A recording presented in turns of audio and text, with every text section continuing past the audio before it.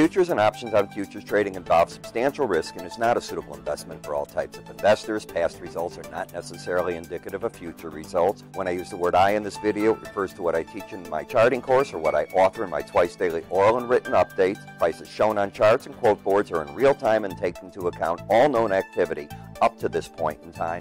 And if you'd like to read more of this disclaimer, simply hit the pause key on your video player. Good day. Ira Epstein of Linn Associates with your agriculture update for this Monday, and we're at the 9th of July, 2018, about 1:50 p.m. Central Daylight Time. Well, as you can see in the agriculture markets, the corn, the wheat, the soybeans all got hit. The question is, was the rally on Friday, and some of these markets had big reversal days up on Friday, was that just the market getting short covering, or was that the old lift them, drop them back the day after, don't take out the recent lows, and if you go through the highs of Friday, traders will start talking there could be trade bottoms in. If you didn't listen to what I just said, replay the tape, because often that's how bottoms shape up. You get a big move up, you get a correction, you don't break out those previous lows, then you move higher. We'll see if that is in fact the case. Metal market's up a little bit today, but the power's in the stock market. Still, the fundamentals just continue to look good. Earnings season is coming on. Just now, I did a story for TikTok on Bloomberg. And the question was, can the fundamentals overcome a trade war? And I used a bunch of examples, but the main example you might want to consider is agriculture. And the rationale there is, you know, you get the companies right now, if you look back and they might show a good earning coming out. Problem is there's no pork going to China. There's no soybeans going to China. Cargill's given us the warnings and others have already. But any business that isn't ag, that had business there and all of a sudden it gets cut off, you might see their earnings look good. The question is, you've always got to look for what do they see coming forward, and they give you an idea about that. And that's where this starts wearing down. That we can look good today, but as the trade wars lag on, as they intensify, you could hurt a lot of things. Now, as you look at the soybean market, remember this is a weekly area chart of closes, so it's still looking at the July contract. Even though I'm already telling traders to move into the November, you can see how the market's just going straight down. You're now over $2 lower on a closing basis from this 10.54 1/4. And just so you know, we talk about it all the time, that high was made right here on April 13th. So it's not all that far away, and this is the impact of a trade war, just what you're seeing right here. And all I'm doing with this line is drawing from that recent high that took out a previous high to the most recent low on a closing basis. Now, this is that reversal pattern that I mentioned at the beginning of this broadcast, where on Friday, and let's go to that, you had what's called a key reversal day, an outside day up. What's the difference? Well, if you take a look at this low, 8.54 1/4, and you took it out on Friday, that's the lowest low of the whole move that you've had.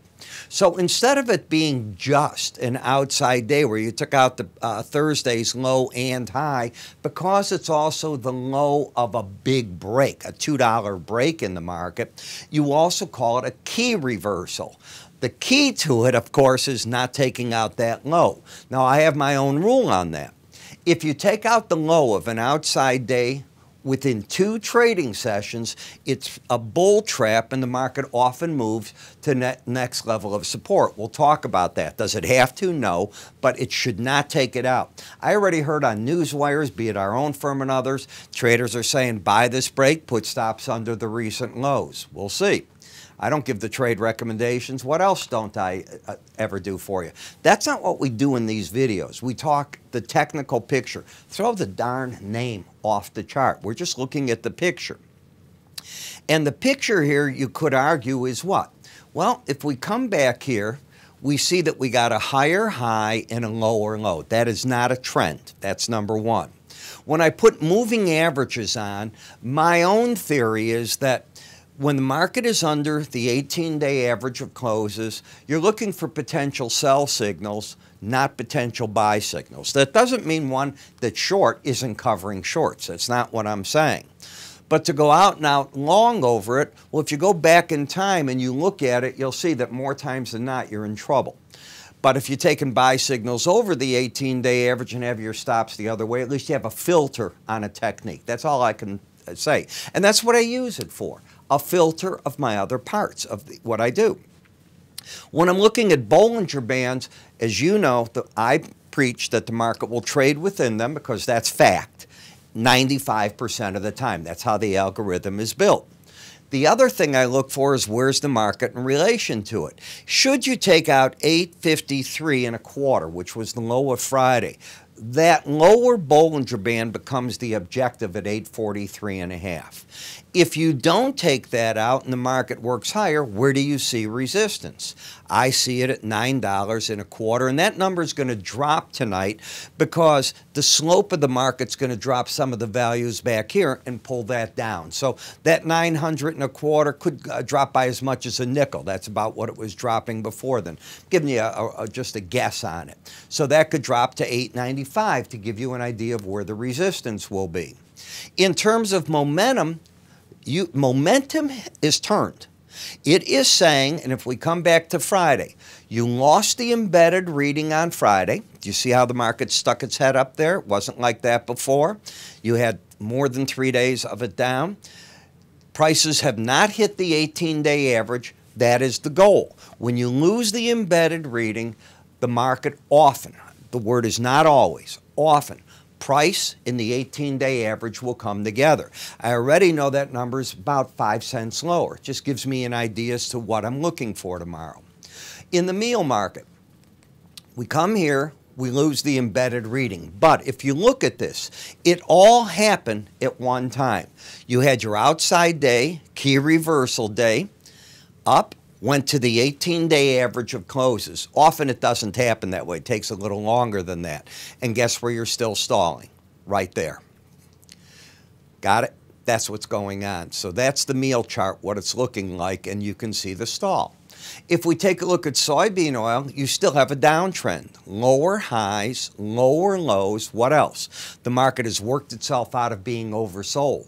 So unlike the other markets, they lost its embedded the reading right here in this, and it's never hit that 18-day average. When this much time goes by, I just attribute it to the market's not going to hit it, and if it hits it now, I don't go back and say, well, gee, from mid-June, it's now going to be nearly mid-July, and it finally hit it. Nah, it either hit it or it didn't. That's why I said it doesn't always do it, but often. And that's what charting's about. You're looking for the higher probability. Often they make a run at each other. Didn't happen in this case.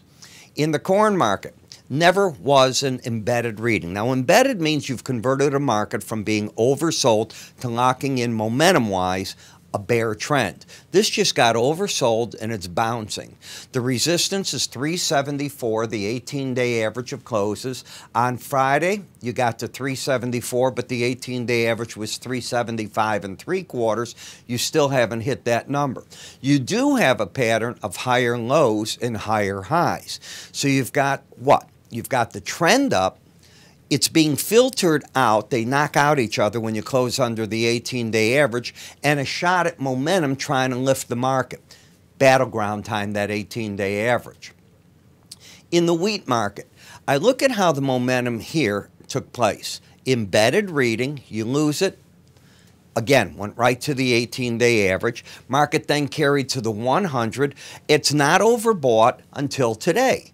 And now the market is stalled out at the 100, so I'd look for support at the 18. The problem is, no matter what I do right now, it's an overbought market. I consider in momentum any reading in the slow stochastic over 70 to be overbought. The sugar market, as I see it, is still bearish. Lower highs, lower lows. There is a however. You can also argue now that you got higher lows and lower highs. So I go and I look at momentum. And are both numbers over 20 today? They were. Were they under 20 on Friday? They were. Were they under 20 on Thursday? They were not.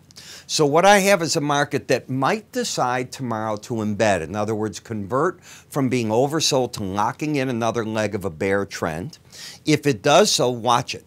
Because if it's against that Bollinger Band, could be a sign that the market might want to do something like it did here. And I realize prices are down to 1120 and there's a finite number, and I'm all saying that. But again, I throw off the name of the chart. I throw out the fundamentals. I just look at the chart action. In the coffee market, you have a pattern of a higher high and a lower low, while the market stepped underneath a number of days. The lower Bollinger Band never got to that 5 number. It got back over, I'd say, resistance, likely at the 18-day average of closes. Let's assume the market keeps going up. It's got formidable resistance further at 121.58, the 100-day average in green and the upper Bollinger Band. And right here, the market is what?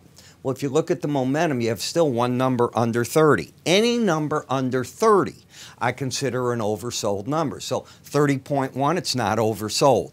So I would guess the market gets out of the oversold condition as soon as it reopens tonight.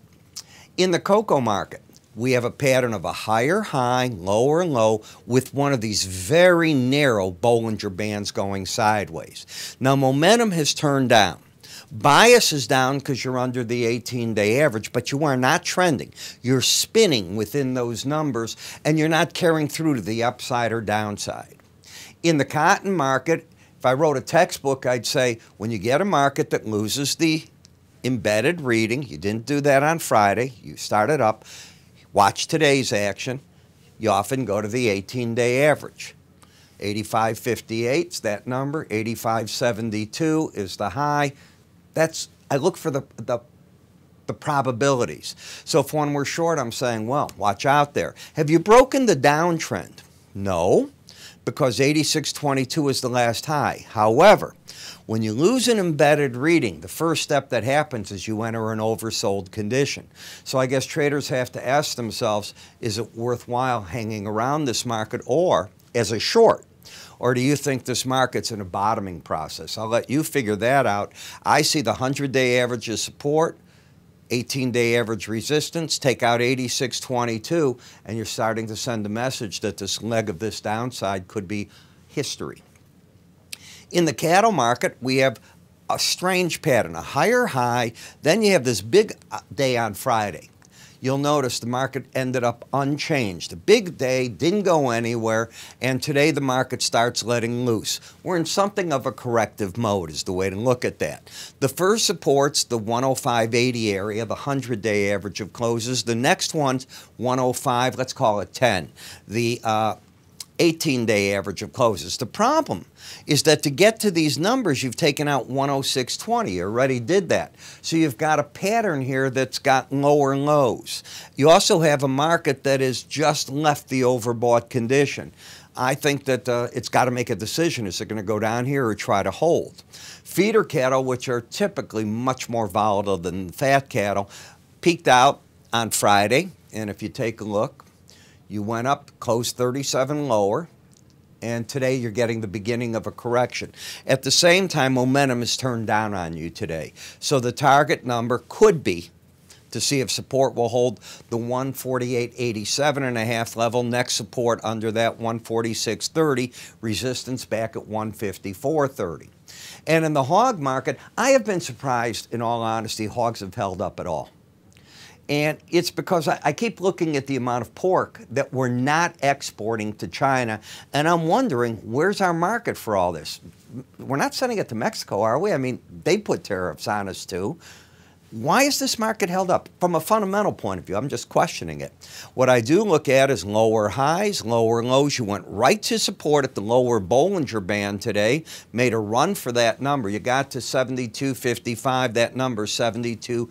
Let's call it 72.40, just missed hitting it. Wouldn't be surprised if you get there tomorrow in an oversold condition already. A very difficult chart to try to catch anything out of.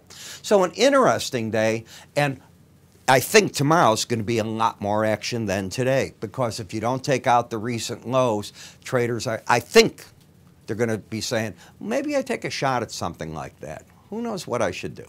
With that, I'm Ira Epstein. You have yourselves a good day. I will talk to you all tomorrow.